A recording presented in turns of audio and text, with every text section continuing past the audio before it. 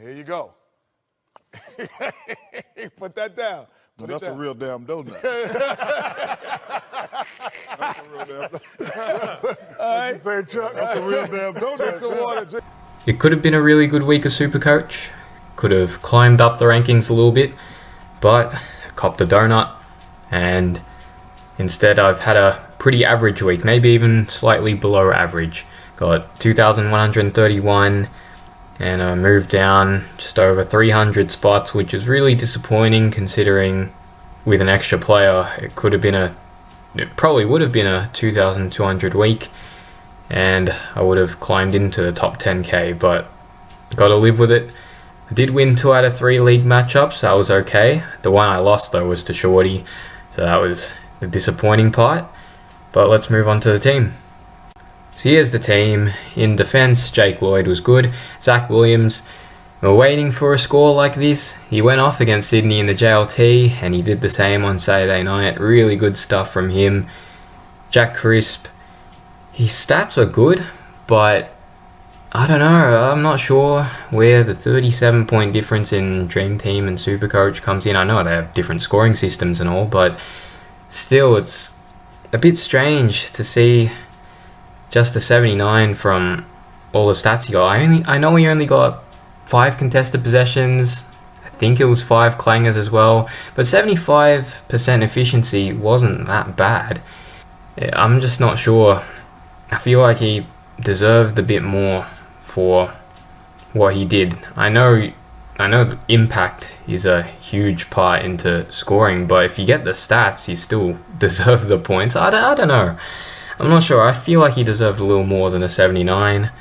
Darcy Moore, the usual 70 score from him. Marty Hoare, really good stuff. Jordan Clark, he was looped for Dersma's 84, and Callum Wilkie as well on the bench, really good stuff. In the midfield, Paddy Cripps, tagged by Daniel Howe, still managed the 90 score. We'll take that. Lockie Neal, really, really good with the 142. Matt Crouch, solid again. Stephen Cornelio, the same. He went off, just like the Freo game. Absolutely destroyed it in the first quarter. And then he got tagged by George Hewitt. Disappeared for a bit, but the 4 goals saved him. Managed a ton. And again, ball use just off. His efficiency was down again.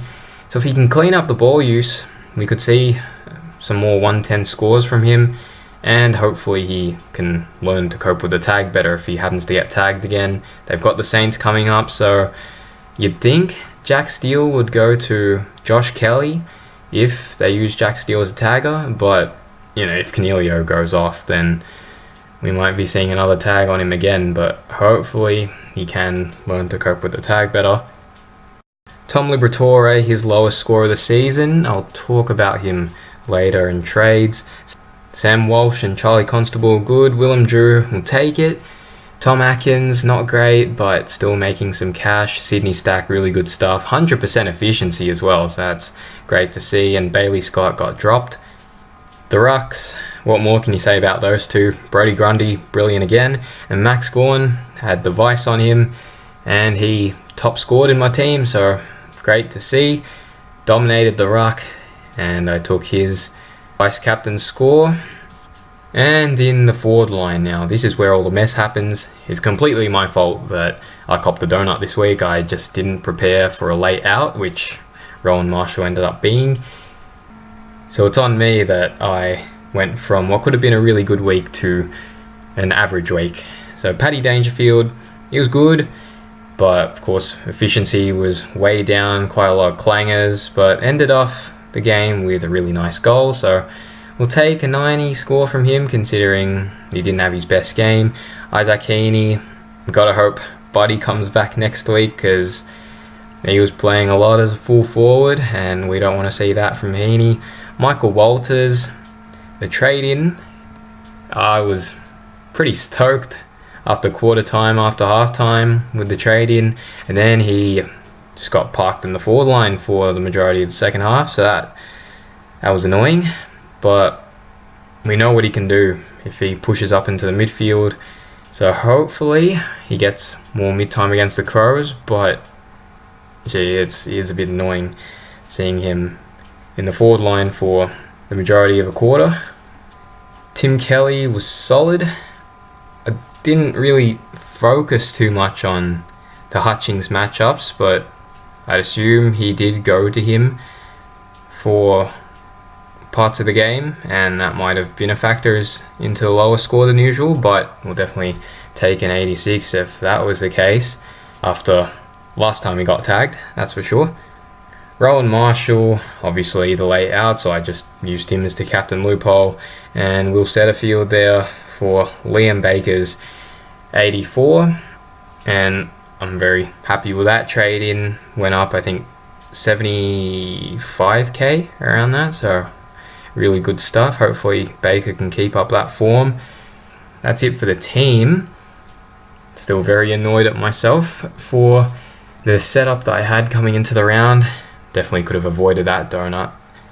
For vice captain and captaincy will probably go on Cripps. They've got North on the Sunday. For vice captain, I'm really not too sure at the moment. There's a lot of options. Brodie Grundy, he'll probably be worked over with Port's 2 ruckmen and Ryder and Lysette.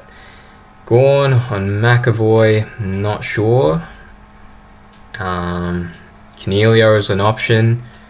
Just gotta hope he doesn't get tagged. Jake Lloyd's another option as well. But most of the captaincy options I would have been interested in using. They play on the Sunday. Dangerfield plays Essendon. Crouch against Freo. He plays the last game of the round, so probably not him. Neil, can't forget about him, but you never know with George Hewitt. But for now, I'll probably put it on... Oh yeah, I'll just put on Jake Lloyd for now. I've got a lot of time to think about it. I'll get the right rookies back on field, Dersma, and I'll get Baker. And I really could have used Jordan Sweet as the loop last round, but it's easy to look at all this in hindsight. So yeah, it's completely my fault that I had an average week. But for trades, actually before I do trades, I'll probably just do that. Get Sweet on field and make sure I have that option for the captain loophole. For trades, the number one priority is getting in Nat Fyfe, and I feel like Tom Liberatore is the one to go. I picked him for cash generation, not to be as a keeper, and he missed his break even. He was really good for the past month, but I feel like it is time for him to go. And when you're bringing in someone like Fyfe, it doesn't really matter who you upgrade, because you're bringing in Nat Fyfe. But to get the cash for it, I wanted to go Scott to Hayes, but I'll be 3k short.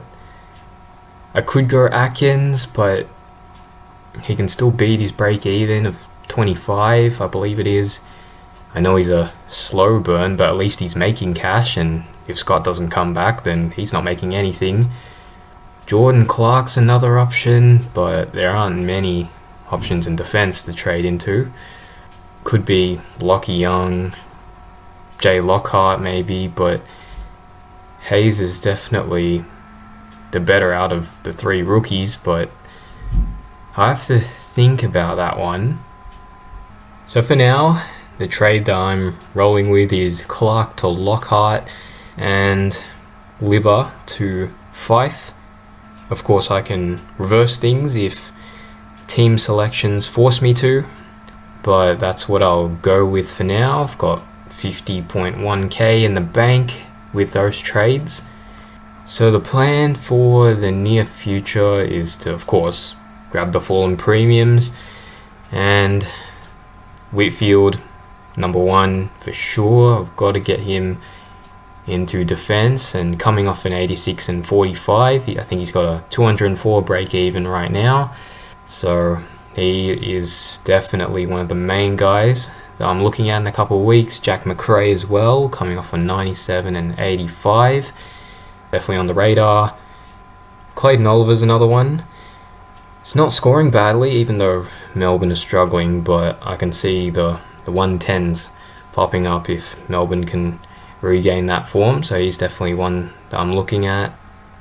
Of course, I want to bolster my defence with Hearn and Sicily, and the forward line I got to bring in Boak, but they're just way too expensive at the moment, and got to get those fallen premiums.